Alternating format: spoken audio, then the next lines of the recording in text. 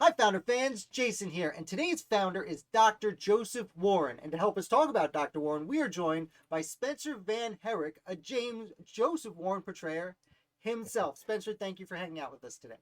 Hey, thanks for having me, Jason. Absolutely. So, there's a whole bunch of stuff about Warren we're going to talk about today, but I'm Yeah. very particularly curious. What is it about Warren that really first attracted you to this character as opposed to any other American founders? Um, wow, that's a very complex, question and answer that will always come. And I always get asked this, what drew you to Warren? I guess the short story goes, I've always been interested in Boston. I grew up in Chicago. That's where I'm from. And a lot of the history there is kind of focused on, Illinois is the land of Lincoln and a lot of, Civil War references, etc. And there's not any relics of the 18th century in Chicago either. The city burned in That's right. 1871. So Fair enough. a lot of the stuff that was around isn't there from that time period. So I went to Boston. It was Labor Day weekend, I believe, in 2019, which seems like forever ago now, and it really isn't. But I was walking the Freedom Trails with all the historical sites, soaking in what Boston has, and it's really fascinating what Boston's been able to do, having these buildings that date as far back as 1720, and these burial grounds that are still there, and amongst the skyscrapers, for Right. you to absorb and learn from. And I had zigzagged for a couple of days around the Freedom Trail and hit some different sites and restaurants and whatnot. It was a vacation for me. And at least that's how it started. And we finally got to the Bunker Hill Monument. Um, and I wanted to dedicate that because I knew at least the basics of Bunker Hill, and that's where a lot of what we know now as, or was intendedly called, the American Revolution started. Yes, maybe some still say Lexington and Concord, but this was the first big pitched battle between the British Empire and the British colonists, Right. that were not wanting to be governed by British royal authority. So you get, to Charlestown in Boston area, you cross the Charles River, you're walking, and then you start hitting Monument Avenue, and you start, if you know the basics of it, this is Monument Avenue is basically the path of which the British walked to get to, the redoubt at Bunker Hill, or Breeds Hill. We'll just say that. I know at least one person like, it's Breeds Hill. Right. We always get one. Yeah, I feel like people will say uh, will criticize you on walked. yeah, marched. Right. These British soldiers marching through tall grass, full equipment, up a very steep incline to what was an earthen fort, basically, that these men of 700 plus had managed to do in a night. I think the famous quote by William Howe afterwards was that they accomplished in one night what I think would hope my men could accomplish in a month. I mean, they literally woke up and were like, like, what is this? And, there's thousands of troops, not just those 700 men on the front lines at Breeds Hill, but, you start soaking it in, and it's so residential in Charlestown now, too. Um, and you got these residential buildings. The greens of the Bunker Hill Monument grounds are, you have people doing yoga, and there's dogs, and it was a nice day. It was beautiful weather. We walked up the obelisk, of the Bunker Hill Monument. There's a staircase that goes all the way to the top, and you can kind of get a panorama view of the city. And after that, went into the lodge part, and they have some artifacts. I think there's a cannon from the 18th century around that time. It's not. I don't think it's an authentic one. It's a kind of a replica or from a different battle, but I can't remember exactly. But you continue walking, and all of a sudden, here is a 7-foot white marble statue. Something that you would see out of a sculptor's book. Of like, these sculptures of like ancient Roman or Greek gods. And it's this big, large thing that's sitting on a huge marble pedestal, and it's lit up with the flags, the United States flag, Great Britain flag, and then here's this name that says Warren, and I was almost ashamed in that moment that I had no idea who this was, and I can say that now. And I started kept looking around the lodge, and then there was this little 8 by 11 piece of paper describing what this sculpture was, and it said Dr. Joseph Warren was a political figure during the early stages of the American Revolution.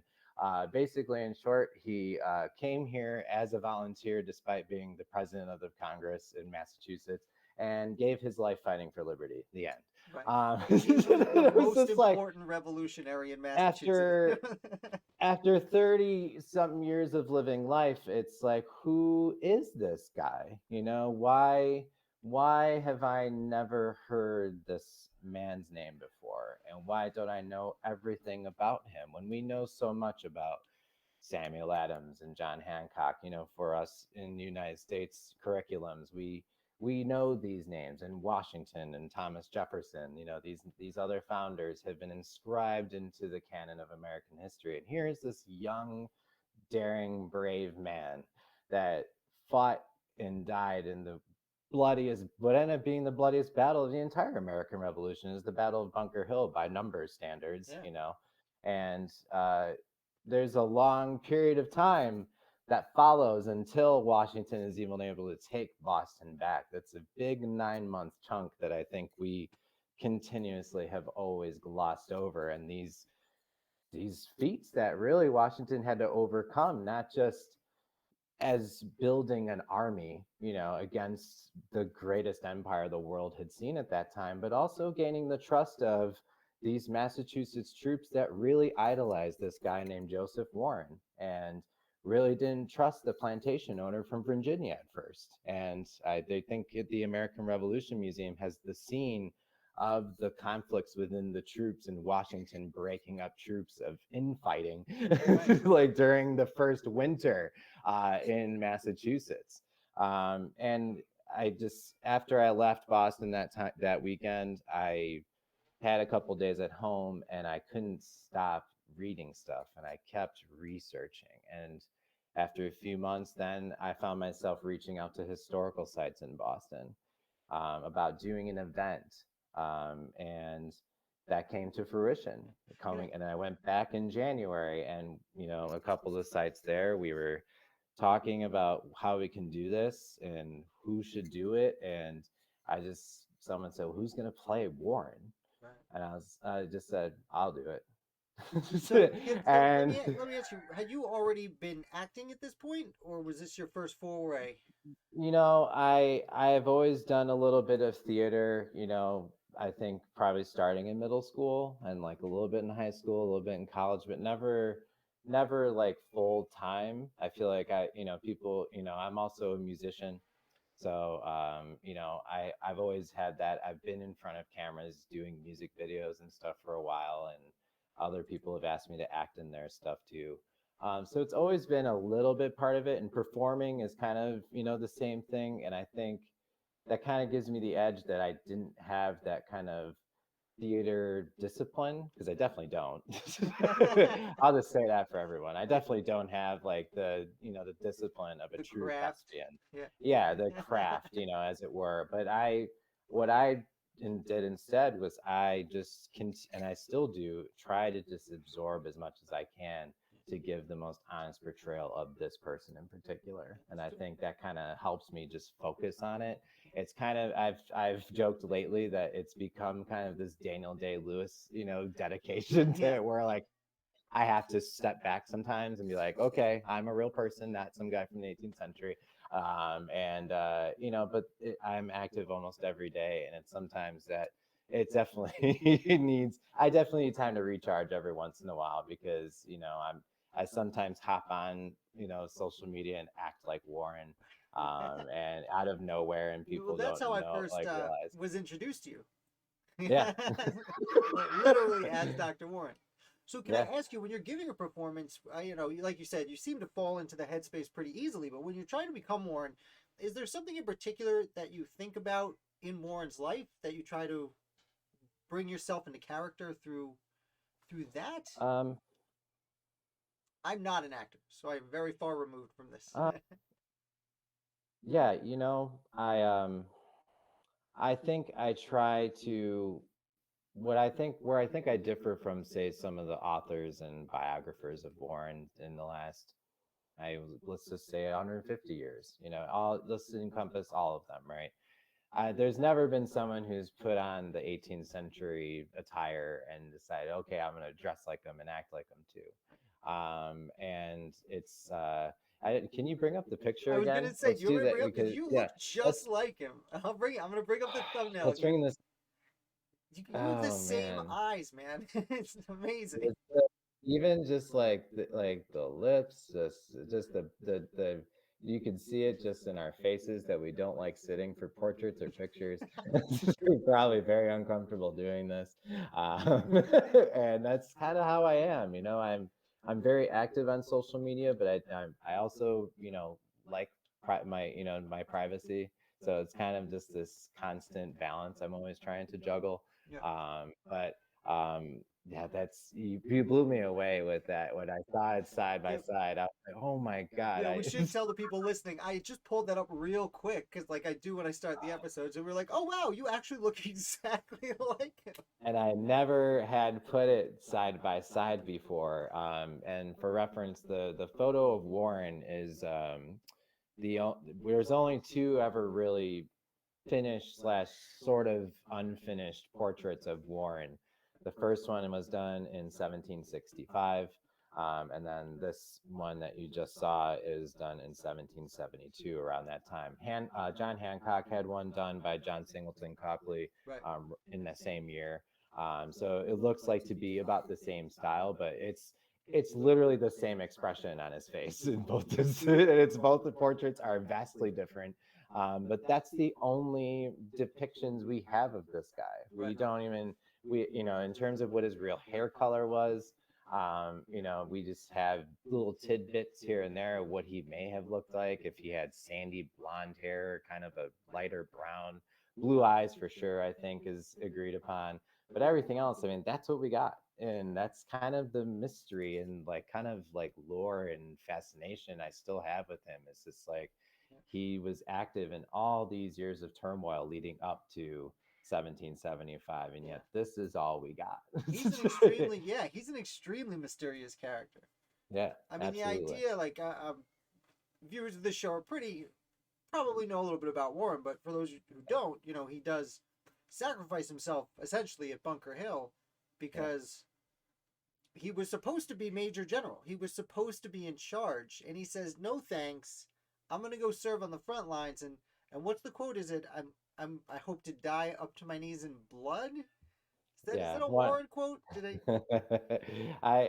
I'm glad you brought that up because that's also something that, especially how we try to understand these people now, that had lived 250 years ago. This is war that he's living through, and because Warren sacrifices himself eventually at the Battle of Bunker Hill on June 1775, I think a lot of people are drawn to that wartime and the fact he really does live a lifetime from June 74 to June of 75. It's a lot that happens, Yeah, and the fact that there's not a pitched battle even before Lexington and Concord, there's a few close calls, and those are also events that, for the most part, the powder alarm on September 1st, 1774, with Warren at the head of 4,000 men, like responding to the British Army, and then go, oh, like, oops, like, and then it happens again on February 10th, 1775. The Gage sends troops to go break up the provincial congress in Cambridge, and they're repulsed by the Cambridge militias, and and then there's the Leslie alarm in Salem, I think on February 26th. yeah, There's a lot of mustering of men in arms to this point, and the sheer magnitude of the day, I think, draws a lot of people to that time where Warren, yes, is saying a lot of those things. He first says that actually is noted as saying that when he's with his apprentice, William Eustace. And this is after he delivers his second Boston Massacre oration on March 6, 1775. The exact date isn't known, but the story goes Warren one night is told by his apprentice that he's seen British soldiers on his street, basically. And this night, he's kind of worried about Warren's safety. I think Warren kind of benefited from the fact that Thomas Gage had a little bit of respect for him, but also I think Gage realized that the following that Warren had really kind of harnessed would have made him a martyr in Boston, and that's not something that the British Army was willing to do yet. Right. So he's unmolested sitting in Boston after delivering this oration, of which even Mercy Otis Warren says he said things that only some even dared to think. Right. And he really kind of just I'm we us colonists are not going to take this anymore. Right. And so this night comes about, and Warren basically says he's supposed to make patient rounds because he's a doctor. He's still seeing patients, and he basically says, I'll not be stopped from being who I am, and I'm not going to stop my duty to these people. And he's noted as taking two pistols, and he hands one of them to William Eustace, like, and you're coming with me.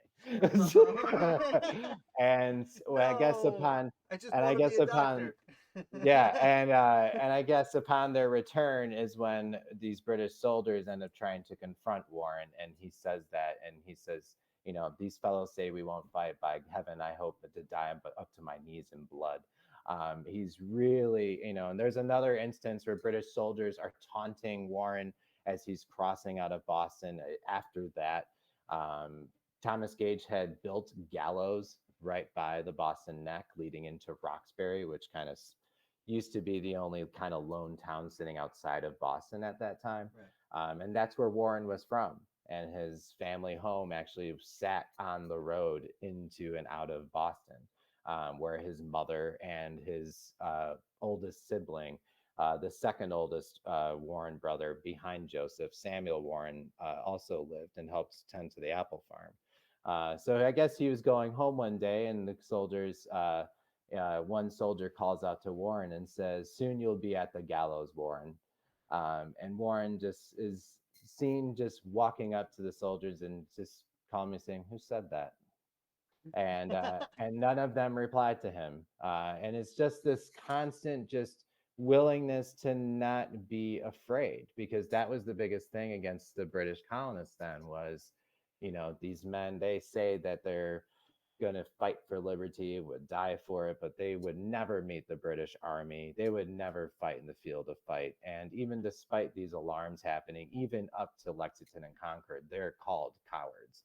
And, because they're publishing propaganda, it's the game of Samuel Adams and the crew of what their constant propaganda going on all the time. Paul Revere.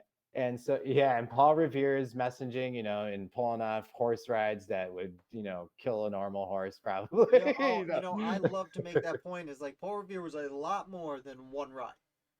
Yeah, the run for the Suffolk to deliver the Suffolk Resolves to the Continental Congress was actually a more efficient and well executed run than his time trying to get to Lexington. Oh, you mean where he gets arrested and doesn't make it?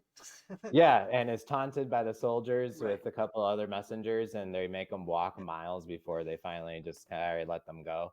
Right. It's wild, and so for reference for anyone that doesn't, this is a time when we're dealing still with horseback and paved terrain.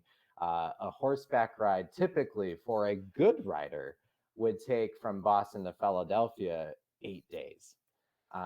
Revere pulled off delivering the Suffolk Resolves in September 1774 in 5 days. And that's also, again, moving parts. They had set up that route to and from Boston, of course. They had stations set up where Revere would ride to one place, have a fresh horse waiting for him, and ride, and continue on or rest.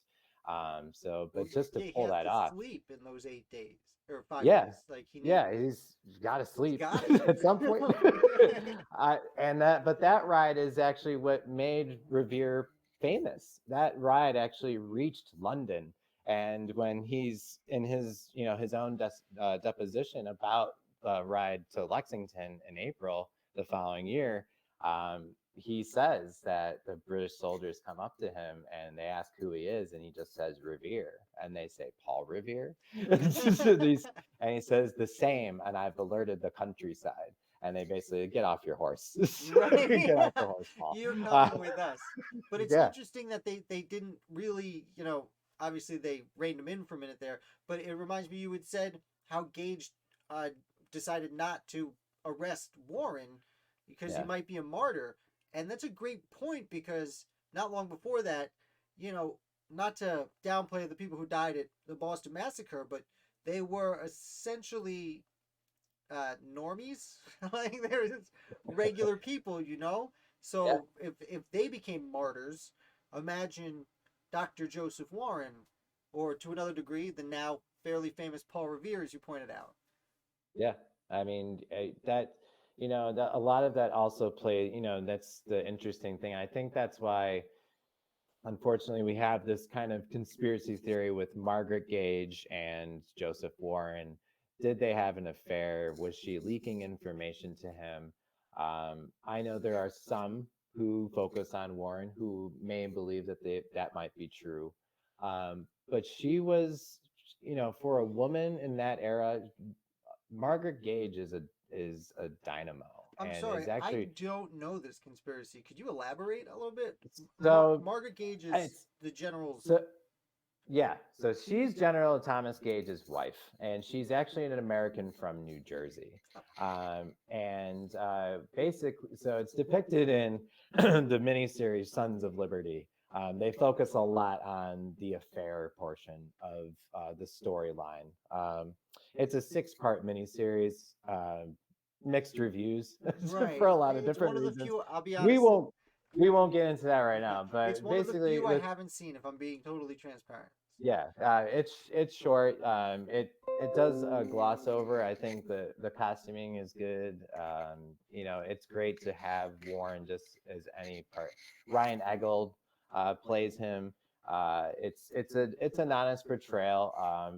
Again great to see Warren kind of get resurrected in some way, shape, or form. But a lot of the story focuses on Samuel Adams.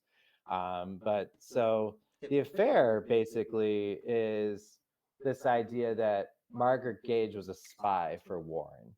Um, I think, for me personally, I think that was just kind of something that the British and loyalists kind of trumped up to justify the fact that the colonists had actually really outplanned the British Army and outsmarted them.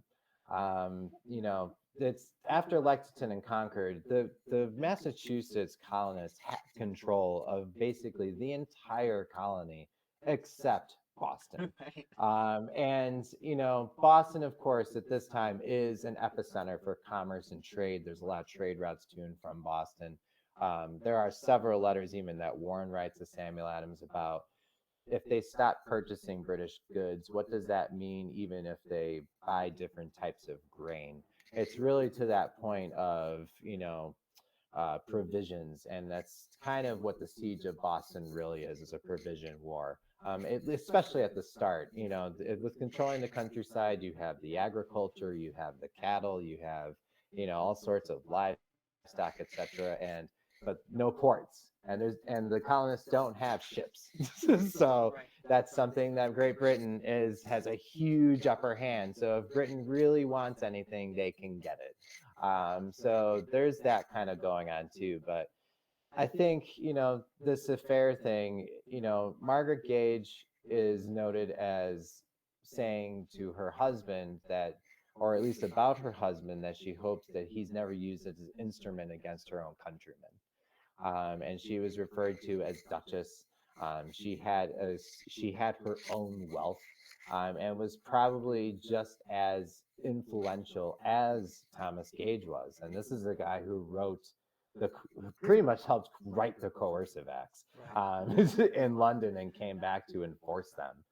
So I think I think it was kind of hard maybe for loyalists to really think that Warren had really kind of been the leader of this whole time, really, and had with the participation of thousands of men outsmarted and outplanned what was in in quote the greatest army the world had ever seen. Yeah. I And wouldn't even put that in quotes.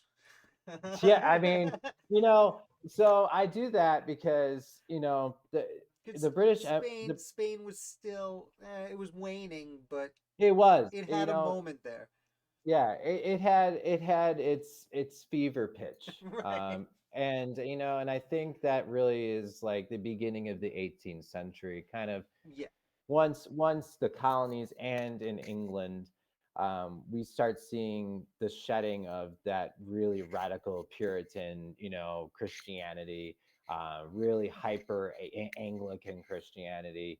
We still see a lot of persecution against Catholics, of course, throughout the rest of the 18th century and Right. into the 19th century. But it really, and then we have the Enlightenment era now, and Right. then that's also going on during what is the greatest years of the British Empire. But I mean, leading up to the American Revolution, I mean, the British Empire, I mean, they were at war with Austria. Then, during that time, towards the end of that, then they're dealing with the Jacobite uprising in Scotland in 1745 and 1746. Then you get into the Seven Years' War, and then all of a sudden, then in 1762, George II dies, and then here comes King George III. And that's you start seeing then the really pressing upon the colonists for making up that revenue from all of these wars that have been Right. going on for decades. And that's that's really at the root of it, a lot of it, and these taxation without representation. That's kind of just the wars before that really is what leads to that. And so Right. like that's why I love Warren's timeline, because he's born in 1741. So throughout his whole life, he's really living through seeing the different phases of British government, really how they're treating the colonists different and less than British subjects, Right. British citizens. They're British subjects, and Right. that's noted a lot, is that these are subjects of the crown. They're not citizens. Right. So there's that extra level of classism and elitism that's really going on during this time too. So Right. the nuances of that, and that's why I love Warren. I just feel like he's such a great lens into this era. Yeah, no, I 100% agree. That's fascinating.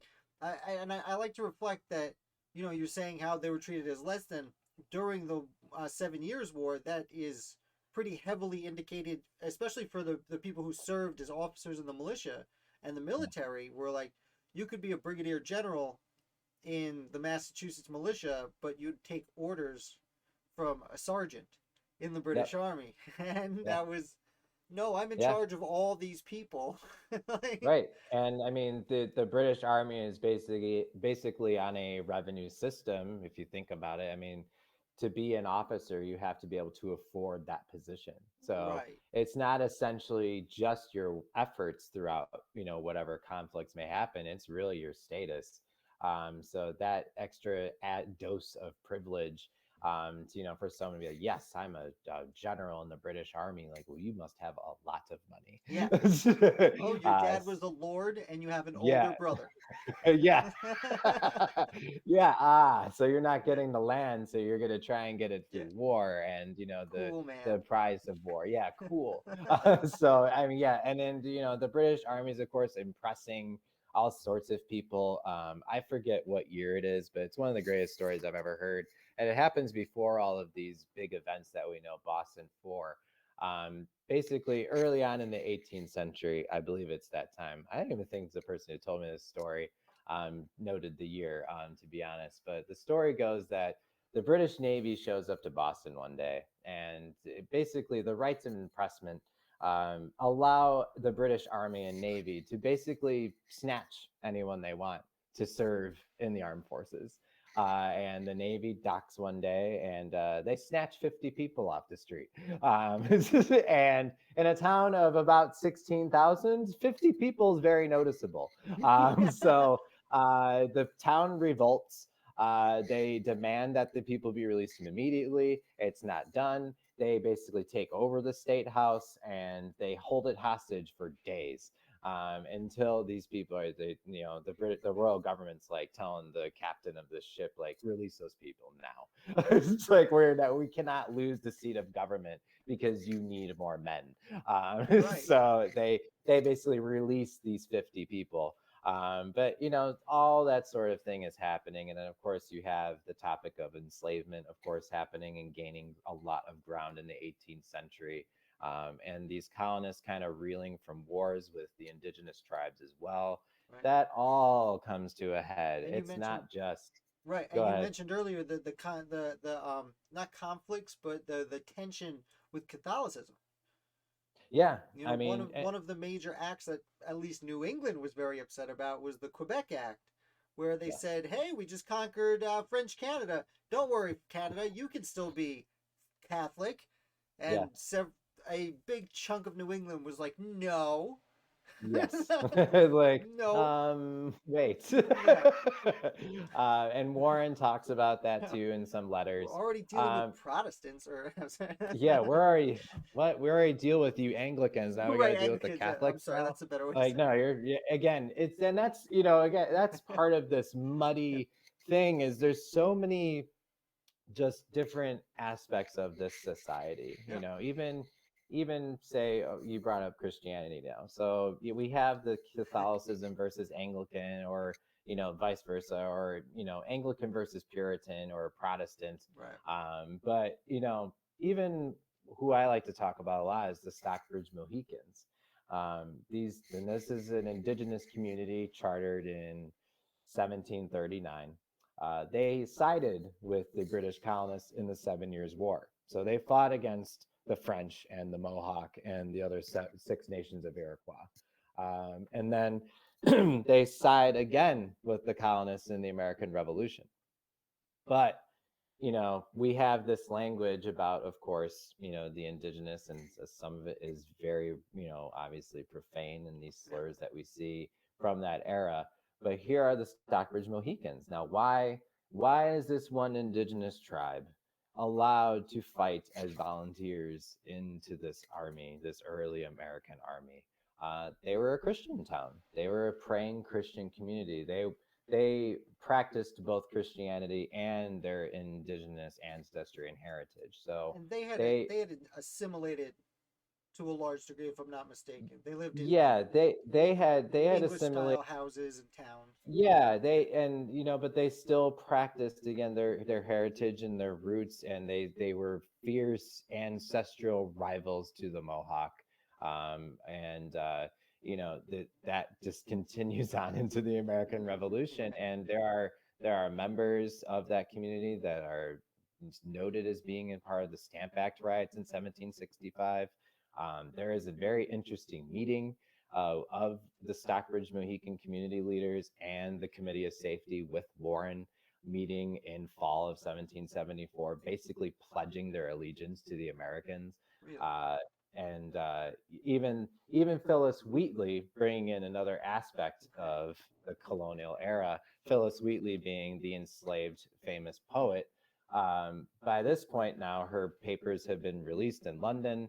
She had gained a considerable reputation, and she writes a letter that's published in the Connecticut Gazette. This letter, which has one of her famous quotes, and it goes, "In every human breast, God has implanted a principle called freedom," and that's commonly quoted. But what the rest of it is conveying is directed to the leader of the Stockbridge Mohican community.